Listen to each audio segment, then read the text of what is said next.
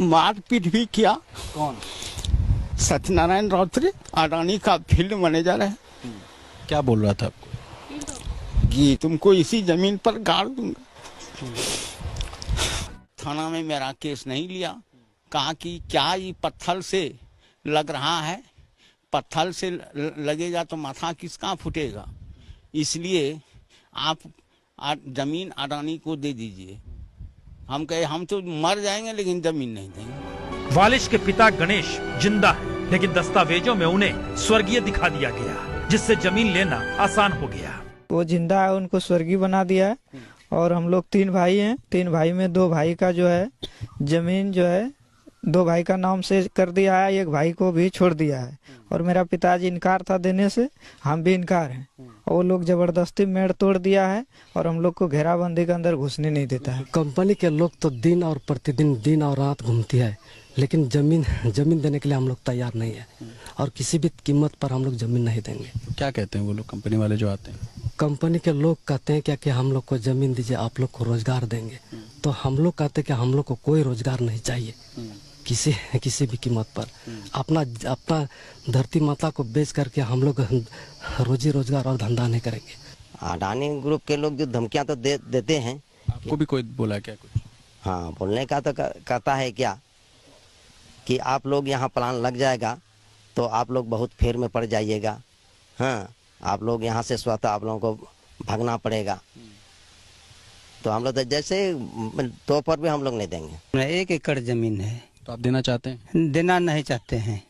नहीं। तो कंपनी की तरफ से कोई आया आपके पास? कंपनी आया था लेकिन हमको मांग रहा था, लेकिन हम नहीं दे रहे हैं।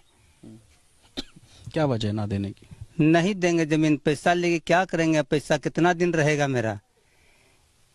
इस जमीन में हमारा बाप दादा खा के मर गया और कई पुश्ती तक रहेगा जमीन, पैसा नहीं रहेगा।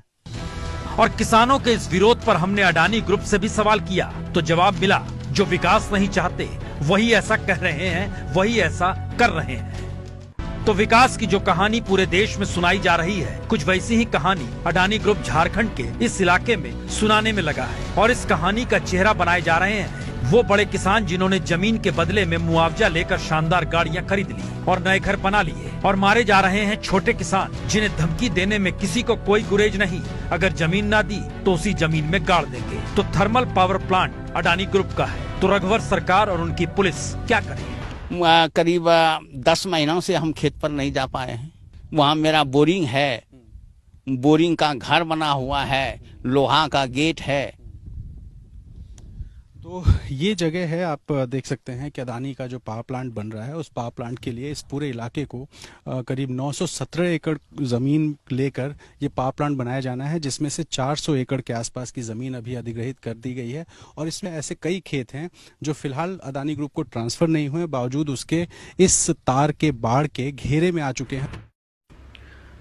अगर हमारे पिता तवियों पर बैठे और चरखड़ियों पर चढ़े न होते, नक्शे में तुम्हारा हिंदुस्तान और तुम हिंदुस्तान में खड़े ना होते, तुम्हारी कौम के लिए अड़े ना होते, तुम्हारी माँ बहन बीवी के लिए लड़े ना होते, तो तुम्हारे वारिस कभी बड़े ना होते।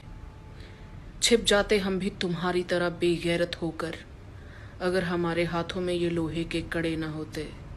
हिंदी हिंदू हिंदुस्तान करने वालों, काश तुमने एहसान फरामोशी के पाठ पढ़े ना होते। हमारे बाग के 4 अहम फूल भी झड़े ना होते, अगर उनके पिता गोविंद के असूल इतने कड़े ना होते।